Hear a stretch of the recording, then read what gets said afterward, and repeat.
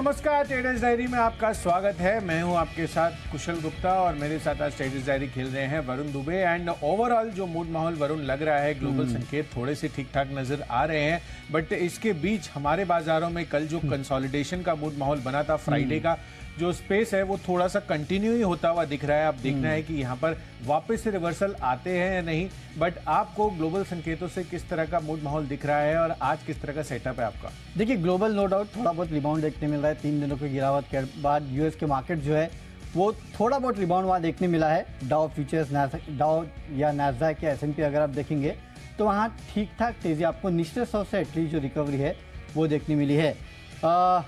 साथ ही साथ Dow futures, Nasdaq futures को अगर आप देखेंगे तो इतना कोई बहुत बड़ा गेन जो है वो नहीं देखने मिल रहा है। गिफ्ट निफ्टी नो डाउट आपको 50-60 पॉइंट के आसपास की तेज़ी दिखा रहा है, लेकिन जैसे कि मैं कल भी कह रहा था कि अगर हमारे यहाँ थोड़ा भी गिरावट आई तो शायद आपको next leg of sell off जो है वो देखने मिलेगा, और कल एक्चुअली यही हुआ है। अगर रिलायंस नहीं चलता तो वो 19,350 का लेवल जो है वो आपका टिकने वाला नहीं था, और देखिए वैसे भी क्लोजिंग जो है 19,355 के आसपास हुई है। रिलायंस नहीं चलता तो शायद आपको कल 19 क्लोजिंग देखने मिलती। इस तरह का दबाव देखने मिल रहा था। पिछले 2 दिनों के आप एडवांस डिक्लाइन देखिएगा आधे के आसपास है, यानी कि एक गिरने वाले के सामने अगर आप देखेंगे तो आधे स्टॉक्स है जो कि चले हैं, या फिर ऐसे कहेंगे कि एक चढ़ने वाले के सामने 2 गिरने वाले स्टॉक्स थे। इस तरह का एडवांस डिक्लाइन देखने मिल रहा है, जो कि आपको बता रहा है कि ब्रॉडर मार्केट में अब वो प्रेशर देखने मिल रहा है। और कुछ एक दिक्कत की बात यह है ना कि जब ब्रॉडर मार्केट में इस तरह की मार्केट मचेगी तो फिर मिड कैप स्मॉल कैप की धुलाई होगी, और अगर मिड कैप स्मॉल कैप की धुलाई होगी तो जाहिर सी बात है पैसा लार्ज कैप से भी निकलेगा, और इसी के बारे में हम कल भी बात कर रहे थे। अब ये देखना होगा कि इस गिरावट के बाद हो सकता है छोटा मोटा बाउंस आपको देखने मिले, लेकिन 1-2 दिन और अगर ऐसा चल गया ना फिर आप समझ लिए कि 200-300 पॉइंट निफ्टी का गया। लेकिन थोड़ा तो ब्रीदर हो गए ऑफ कोर्स वरुण, क्योंकि पिछले 3 महीनों से जो हम रैली देख रहे हैं मिड कैप और स्मॉल कैप स्पेस में वो काफी शानदार और काफी आउटस्टैंडिंग रही है। काफी लोगों के म्यूचुअल फंड्स में जो इन्वेस्टमेंट थे, खासकर स्मॉल कैप और मिड कैप में, वहां पर आपको बेहतरीन रिटर्न्स या बेहतरीन गेन्स देखने को मिले होंगे अगर आपने SIPs या लमसम इन्वेस्टमेंट्स किए होंगे। पर साथ साथ ये भी ध्यान रखना है कि एक ब्रीदर का भी मोमेंट्स आता है, और अभी जो सिनेरियो चल रहा है खासकर ब्रॉडर मार्केट में, वो कहीं ना कहीं थोड़ी सी थकान के जो अंदेशे हैं वो आते हुए नजर आ रहे हैं, क्योंकि लाइफ हाइस पर ब्रॉडर मार्केट भी ये जो फ्रंट लाइन इंडेक्स है वो भी देखने को मिल रहा है। सबसे बड़ी बात यह है कि जब हम चले थे तो हम ग्लोबल मार्केट के दम पे नहीं चले थे। हमने उनको बिल्कुल इग्नोर किया था। तो अगर अब ग्लोबल चल रहा है तो शायद हम उसको इग्नोर करेंगे, और हो सकता है कि आपको धुलाई देखने मिले। थोड़ा बहुत तो कंसोलिडेशन या फिर थोड़ा बहुत तो दबाव आपको देखने मिलेगा, और खासकर ये दबाव जो आएगा वो मिड कैप्स में ही आने वाला है। आपने कल भी देखा काफ़ी सारे मिड कैप स्टॉक्स ऐसे थे जहाँ पे गिरावट देखने मिली 5-7% के आसपास की, और समझ में नहीं आ रहा था कि गिरे क्यों, बट गिरे हैं। तो वही प्रॉफिट बुकिंग हो सकता है कि आपको कुछ मिड कैप्स में देखने मिले। तो यहाँ पे आपको थोड़ा सतर्क रहना है। निफ्टी के लेवल्स को लेके भी मैं ज़्यादा कॉन्फिडेंट हूँ नहीं। कल रिलायंस ने चला दिया, आज देखते कौन आता बचाने।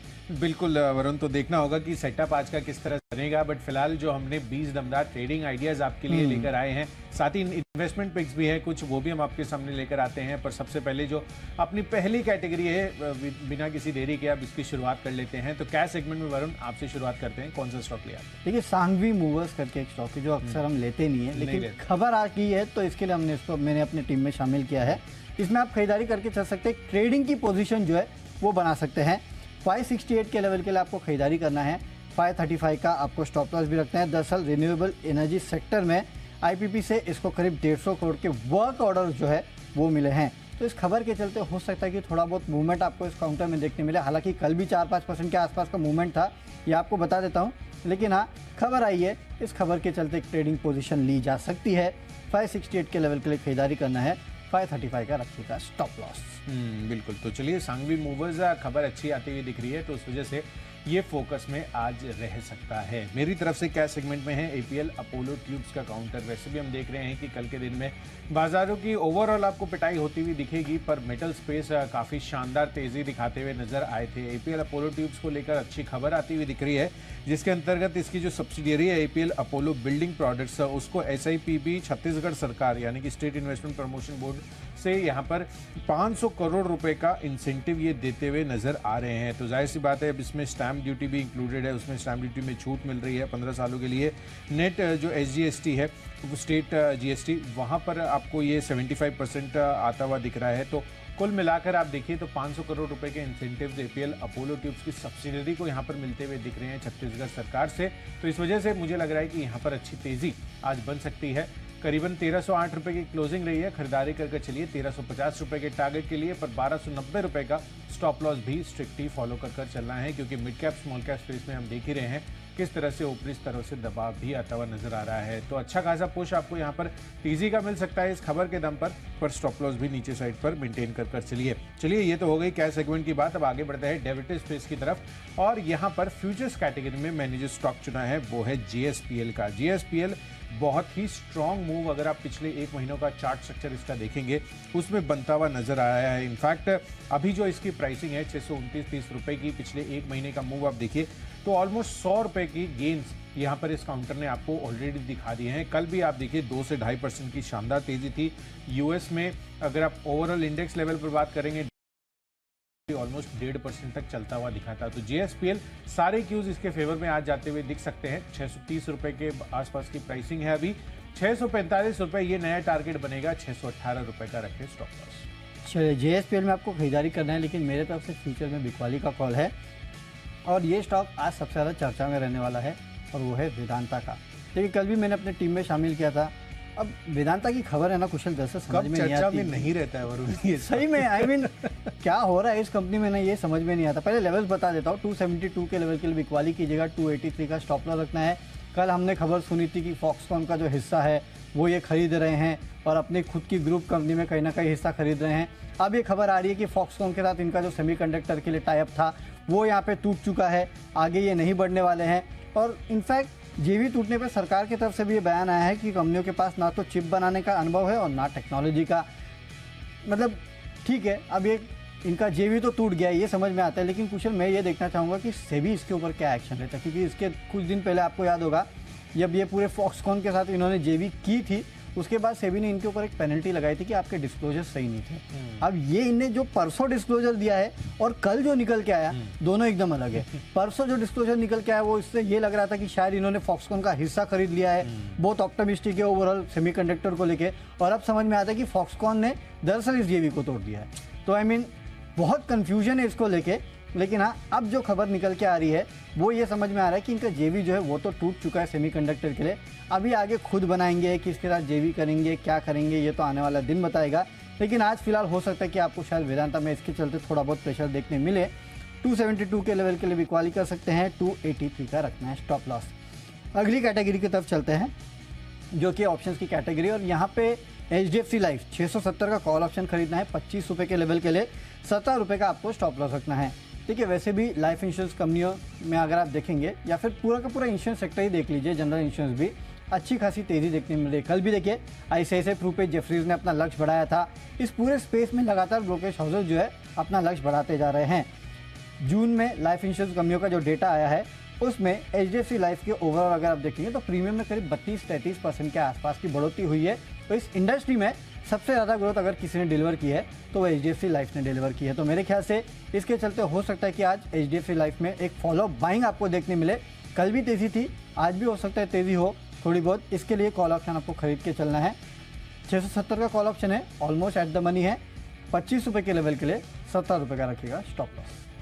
बिल्कुल, और जिस तरह के आंकड़े वरुण HDFC लाइफ में आते हुए दिख रहे हैं, नो वंडर ये बाकी लाइफ इंश्योरेंस कंपनी के मुकाबले प्रीमियम पर ट्रेड करता है। तो ये एक बड़ी खास बात है इसकी कि जो इसकी वैल्यूएशन है ये जस्टिफाई करते हुए दिख रहा है अपने आंकड़ों के सपोर्ट से। तो चलिए बेस्ट ऑप्शन में HDFC लाइफ 670 रुपये का कॉल ऑप्शन खरीद कर चलिए। वरुण की तरफ से ये राय आपके लिए आती हुई दिख रही है। मेरी तरफ से बेस्ट ऑप्शन में है बैंक ऑफ बड़ौदा का काउंटर पर यहाँ पर करनी है बिकवाली। बेहतरीन रनअप इस काउंटर में आपको ऑलरेडी देखने को मिल चुका है। इनफैक्ट 200 के पार बैंक ऑफ बड़ौदा जाता हुआ नजर आया है, पर अब कहीं ना कहीं मैंने कल देखा है कि यहाँ पर काफी दिनों की तेजी के बाद पहली बार जो PSU बैंक इंडेक्स है वहां पर आपको स्टेबल ओपनिंग के बाद यहाँ पर भारी गिरावट देखने को मिली थी। तो PSU बैंक इंडेक्स कल के दिन में एक अच्छा खासा शार्प डाउन मूव देखने को मिला। साथ ही कल के दिन में ही आप इसका बैंक ऑफ बड़ौदा का चार्ट स्ट्रक्चर भी खोलकर देखेंगे तो लगभग 2.5 से 3% तक की इंट्राडे गिरावट इस काउंटर पर आती हुई दिखी थी। इनफैक्ट ऑलमोस्ट उसी लेवल पर ये क्लोज भी होता हुआ नजर आया था। तो इस वजह से मुझे लग रहा है कि बैंक ऑफ बड़ौदा में आज इनहेरेंट वीकनेस आपको नजर आ सकती है। 204 रुपये 50 पैसे के आसपास का जो पुट ऑप्शन है वो आप खरीद कर चलिए, 6 रुपये पर आपको अवेलेबल है। यहाँ से ऑप्शन की जो वैल्यू है मुझे लग रहा है कि डबल हो सकती है। करीबन 13 रुपए के टारगेट के लिए खरीदारी करके चलिए, पर 3 रुपए का स्टॉप लॉस आपको यहाँ पर भी मेंटेन कर चलना है। तो चलिए, ये तो हो गई है ऑप्शन की बात। अब आगे बढ़ते हैं टेक्निकल चार्ट्स पर हमें कौन से स्टॉक्स पसंद है। टेक्नोपिक के लिहाज से मुझे पसंद आ रहा है IRCTC का काउंटर। कल भी मैं ये देने की सोच रहा था, पर चार्ट पर कंफर्मेशन नहीं मिल रहा था। कल के दिन में मैंने देखा कि यहाँ पर बिकवाली का रुझान साफ तौर पर आपको देखने को मिल रहा है।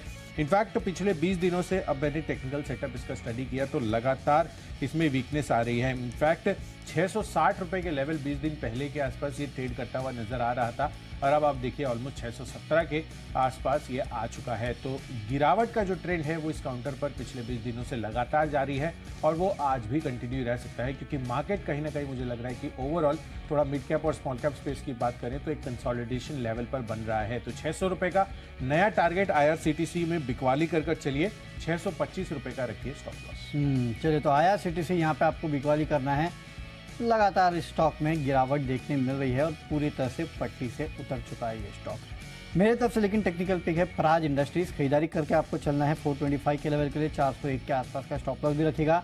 देखिए, पिछले 2-3 दिनों से अगर आप देखेंगे तो स्टॉक में काफ़ी बेहतरीन खरीदारी देखने मिल रही है। खासकर पिछले 2 ट्रेडिंग सेशन की अगर आप कैंडल्स निकाल के देखेंगे तो बड़ी बड़ी हरी कैंडल देखने मिल रही है। और प्राज इंडस्ट्रीज एक ऐसा स्टॉक है जहाँ पे जब खरीदारी शुरू होती है तो ये लंबे समय तक चलती है, क्योंकि खासकर अगर आप देखेंगे तो न्यूज़ तो बेस्ड होती है, मार्केट में कहीं ना कहीं खबरें चलती है, उसकी वजह से इन स्टॉक्स में तेज़ी आती है। प्राज हो गया, पूरा का पूरा शुगर स्पेस हो गया, और पीछे कुछ दिनों से इथेनॉल को लेके बस जो है मार्केट में वो काफ़ी स्ट्रॉन्ग है। तो मेरे ख्याल से उसके चलते तेज़ी हो रही है, और यहाँ फर्दर आपको तेज़ी देखने मिल सकती है। इस काउंटर को अपने रडार पर रखेगा। काफ़ी सारे इंपॉर्टेंट लेवल्स जो है इस स्टॉक ने ब्रेक किए हैं। अब जो बेस बन रहा है 400 रुपये के आसपास बन रहा है, इसके लिए मैं आपको 401 का स्टॉप लॉस दे रहा हूँ। 425 के लेवल के लिए आपको यहाँ पे अप्रोच करना है। और देखिए, सिर्फ एक दिन की बात नहीं है ये स्टॉक अगर चलेगा तो आपको यहाँ पे स्टॉप लॉस और टारगेट ट्रेल करते जाइएगा, तो इसमें पोजीशन आप ले सकते हैं। अगली कैटेगरी की तरफ चलते हैं, जो कि फंडा पिक और फंडामेंटली वेल्सपन कॉर्प। यहाँ पे आप तेज़ी कर सकते हैं 320 के लेवल के लिए, 301 का स्टॉप लॉस रखना है। देखिए, वैसे भी ये स्टॉक जो है वेल्सपन ग्रुप का है, तो फंडामेंटल्स काफ़ी स्ट्रॉन्ग है। काफ़ी हद तक ग्रोथ के लीवर्स जो है इस कंपनी में है। जो केपेक्स और बाकी चीज़ें हैं वो भी कहीं ना कहीं इस कंपनी के फेवर में है। और लगातार इस काउंटर में भी टेक्निकल चार्ट्स अगर आप निकाल के देखेंगे तो काफ़ी स्ट्रॉन्ग हैंड्स जो है वो खरीदारी कर रहे हैं। मेरे ख्याल से यहाँ पे भी आप पोजीशन बना सकते हैं 320 के लेवल के लिए, 301 का रखिएगा स्टॉप लॉस। बिल्कुल। तो चलिए, यहाँ पर फोकस कर चलना है आपको। जिस तरह से वेल्सपन कॉर्प को लेकर न्यूज़ फ्लो का डेवलपमेंट हो रहा है एंड ओवरऑल जो सेटअप दिख रहा है वो काफ़ी पॉजिटिव रह सकता है इस काउंटर के लिए। चलिए, मेरी तरफ से फंडा पिक में है SBI कार्ड्स का काउंटर। यहाँ पर खरीदारी करनी है। दरअसल अब खबर आती हुई दिख रही है, यहाँ पर जो MD और CEO के पद पर अब अभिजीत चक्रवर्ती नियुक्त हुए हैं। तो अभिजीत चक्रवर्ती साहब 12 अगस्त से ये पद संभालते हुए नजर आएंगे, और राम मोहन राव अमारा ये जो है SBI में इनका ट्रांसफ़र हो जाएगा वापस से, और 11 अगस्त से ये 11 अगस्त तक ये MD और CEO के पद पर बने रहेंगे। तो ये जो ट्रांजिशन है मैनेजमेंट के लिहाज से वो कहीं ना कहीं ब्रोकरेज हाउसेस को काफ़ी पसंद आ रहा है, और इस वजह से अभी जो सुबह हम ब्रोकरेज हाउसेस की रिपोर्ट्स देख रहे थे उसमें मॉर्गन स्टैनले ने SBI कार्ड्स पर ओवरहेड की रेटिंग बरकरार रखते हुए 1155 रुपए के टारगेट्स वो देते हुए दिख रहे हैं। इनफैक्ट दूसरी ब्रोकरेज हाउस ने भी यहाँ पर आउट परफॉर्म की रेटिंग ही दी है। तो SBI कार्ड्स इस वजह से मुझे पसंद आ रहा है। लंबी अवधि के लिए आप यहाँ पर क्लियरली निवेशित रह सकते हैं। फंडामेंटल्स ऑफकोर्स स्ट्रॉन्ग है, पेरेंटेज स्ट्रॉन्ग है SBI की, तो वो एक बड़ा सपोर्ट है। एंड ओवरऑल जो अभी चेंज हो रहा है वो भी ब्रोकरेज हाउस के रेडार पर काफ़ी पॉजिटिव दिख रहा है। तो अगले 1 साल में 4 डिजिट में ये काउंटर आपको जाता हुआ दिख सकता है। 1000 रुपये के टारगेट के लिए खरीदारी करिए।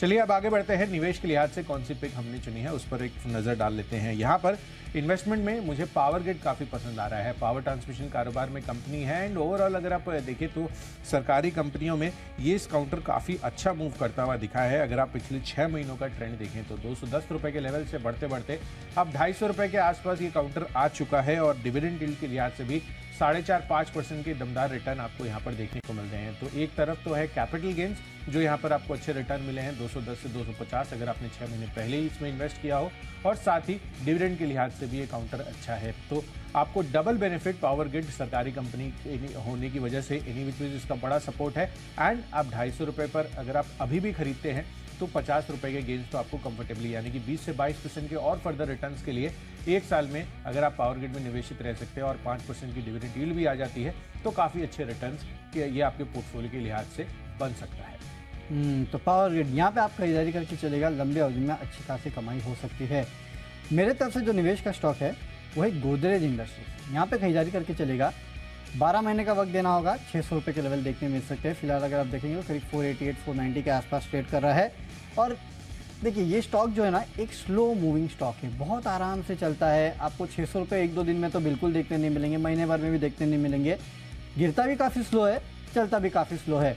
अगर आप इस कंपनी के फंडामेंटल्स देखेंगे तो देखिए गोदरेज ग्रुप के आप कहेंगे कि होल्डिंग कंपनी है, काफ़ी सारे ग्रुप कंपनियों में इस कंपनी के स्टेक है, उसके चलते शायद थोड़ा बहुत डिस्काउंट पे ट्रेड कर रहा है। लेकिन अगर आप इस कंपनी के फंडामेंटल्स निकाल के देखेंगे तो लगातार आप इस कंपनी की ग्रोथ देखिए, 20-30% के आसपास की साल 10 साल ग्रोथ जो है इस कंपनी ने पिछले 10-12 साल में लगातार डिलीवर की। इनफैक्ट जब से इंसेप्शन हुआ है तब से तो कंपनी ये पूरा ग्रुप जो है काफ़ी बेहतरीन ग्रोथ डिलीवर कर रहा है।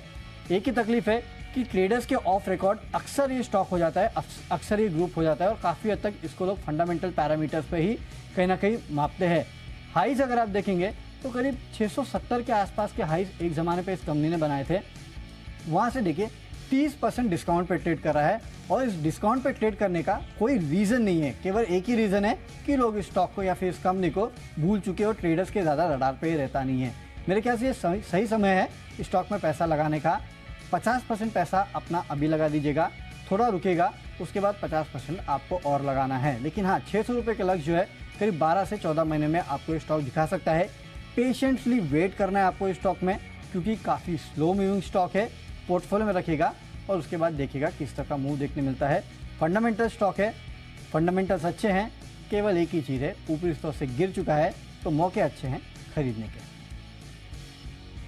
चलिए अगली कैटेगरी खबरों के दम पे है और खबरों के दम पे एक स्टॉक है वो गुजरात पिपवाव पोर्ट है। ट्रेडर फेवरेट काउंटर है, यहाँ पे आप खरीदारी कर सकते हैं। 124 के लेवल के लिए 117 का स्टॉप लॉस रखना है। इस कंपनी ने अपने क्वार्टरली अपडेट्स दिए हैं, ठीक ठाक अपडेट है, कुछ बहुत अच्छे अपडेट्स तो नहीं है लेकिन ठीक ठाक अपडेट है, जिसके चलते स्टॉक में तेज़ी हो सकती है। कंटेनर वॉल्यूम्स पे अगर आप देखेंगे 6.5% के आसपास की बढ़ोतरी देखने मिली है। वैसे भी इन कंपनियों के कंटेनर वॉल्यूम्स और सब में तो इसी तरह की ग्रोथ होती है, तो इसके चलते हो सकता है कि गुजरात पिपवाव पोर्ट में आपको तेज़ी देखने मिले। 124 के लेवल का खरीदारी कीजिएगा, 117 का स्टॉप लॉस रखना है। साथ ही साथ कॉनकॉर पे भी रडार पे रखिएगा अपने, क्योंकि इस खबर के चलते हो सकता है कि कॉनकॉर में भी आपको मूवमेंट देखने मिले और पिछले कुछ दिन में आप देखेंगे कि कॉनकॉर में मूवमेंट देखने भी मिल रहा है, तेज़ी देखने भी मिल रही थी। तो रडार पे रखिएगा इस पूरे स्पेस को। गुजरात पिपवाव का अपडेट आया है, इसके लिए स्टॉक को मैंने अपने टीम में शामिल किया है। बिल्कुल, तो गुजरात पिपवाव जिस तरह के अपडेट आते हुए दिख रहे हैं उस चीज़ को ध्यान में रखते हुए आज आप यहाँ पर खरीदारी कर चल सकते हैं।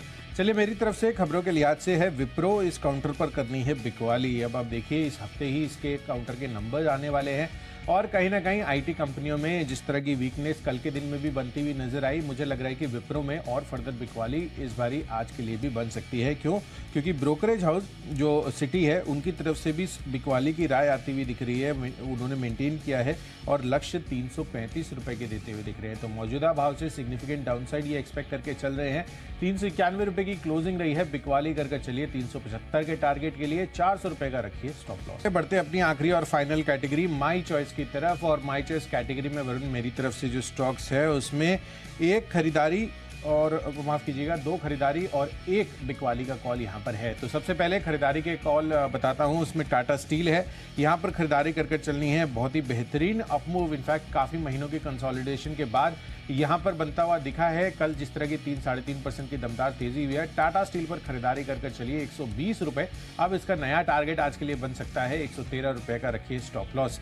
साथ ही दूसरा कॉल है बजाज फाइनेंस पर यहाँ पर बिकवाली की राय है। जिस तरह से इस काउंटर ने अपमूव दिखाया है, थोड़ी बहुत कंसोलिडेशन का यहाँ पर फेज मुझे लग रहा है कि आता हुआ दिख सकता है। कल के दिन में भी बाजार में अगर आप देखें तो 2 से 2.5% तक की गिरावट इंट्राडे में बजाज फाइनेंस पे आती हुई नजर आई थी। इनफैक्ट पिछले 5 दिनों में स्टॉक ऑलमोस्ट 8,000 रुपए के लेवल से 7500 के आसपास लुढ़कता हुआ नजर आ रहा है। तो मुझे लग रहा है कि यहाँ पर आज भी बिकवाली का मूड माहौल बन सकता है। 7400 रुपए का टारगेट रखिए, 7670 रुपए का रखिए स्टॉप लॉस।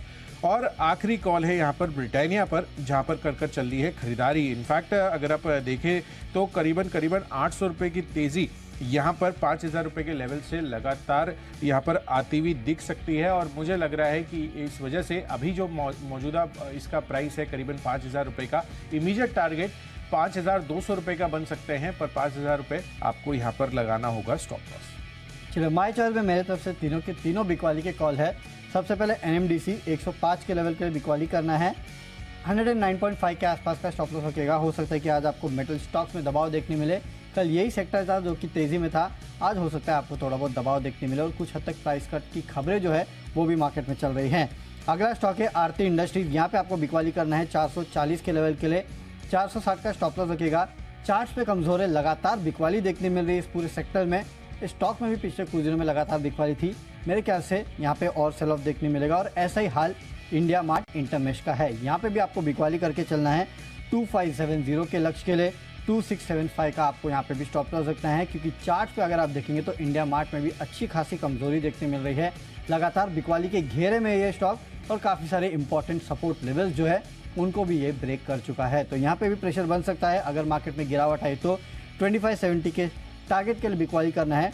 2675 का रखिएगा स्टॉप लॉस। बिल्कुल। तो चलिए सभी स्टॉक्स और उनके लेवल्स का हमने विस्तार से चर्चा तो कर ली है, पर एक क्विक रिकैप तो बनता है। तो रिकैप के लिहाज से सबसे पहला है मेरी तरफ से APL अपोलो ट्यूब्स। खरीदारी कर चलिए। यहाँ पर इंसेंटिव को लेकर जो खबर आती हुई दिख रही है वो पॉजिटिव है। GSPL मेटल स्पेस में यहाँ पर बेहतरीन तेजी बनी है, तो आज भी खरीदारी कर चलिए। ऑप्शंस कैटेगरी में BOB, इसका जो पुट ऑप्शन है वो खरीद कर चलना है। कल भी चार्ट सेटअप टेक्निकली वीक था। IRCTC पर भी बिकवाली कर चलिए। पिछले 20 दिनों से यहाँ पर भी गिरावट देखने को मिल रही है लार्जली। और साथ ही फंडा पिक के लिहाज से अगले 1 साल में SBI कार्ड्स आपको अच्छे रिटर्न दिखा सकता है। निवेश के लिहाज से पावर ग्रिड पसंद आ रहा है। खबरों के लिहाज से विप्रो यहाँ पर नेगेटिव ब्रोकरेज रिपोर्ट बनती हुई दिख रही है सिटी की तरफ से, तो बिकवाली कर चलिए। और माई चॉइस कैटेगरी में टाटा स्टील में खरीदारी करिए। बजाज फाइनेंस में बिकवाली और ब्रिटानिया में अगेन आपको खरीदारी करने की राय है। और इन सब में आज का मेरा बेस्ट पिक बन रहा है टाटा स्टील। कितने महीनों के कंसोलिडेशन के बाद कल एक अच्छा खासा ब्रेकआउट इसमें आता हुआ दिखा था। आज भी मुझे लग रहा है कि बेहतरीन तेजी रह सकती है। 120 रुपए के टारगेट के लिए खरीदारी करिए। कैश में खरीदारी करना है। सांघवी मूवर्स में 150 करोड़ का वर्क ऑर्डर मिला है, उसके चलते तेजी हो सकती है। फ्यूचर्स में वेदांता में करनी है बिकवाली। ऑप्शंस में HDFC लाइफ का 670 का खरीदना है कॉल ऑप्शन 25 रुपये के लेवल के लिए। टेक्निकली प्राज इंडस्ट्रीज अच्छा लगता है। फंडामेंटली वेल्सपन कॉप में खरीदारी करना है। निवेश करना है गोदरेज इंडस्ट्रीज में अगले 12 महीने में 600 के लेवल के लिए। खबरें गुजरात पिपावाव पोर्ट में है। जो क्वार्टरली अपडेट आया है वो ठीक ठाक है, उसके चलते तेजी हो सकती है। 124 के लेवल की खरीदारी कीजिएगा।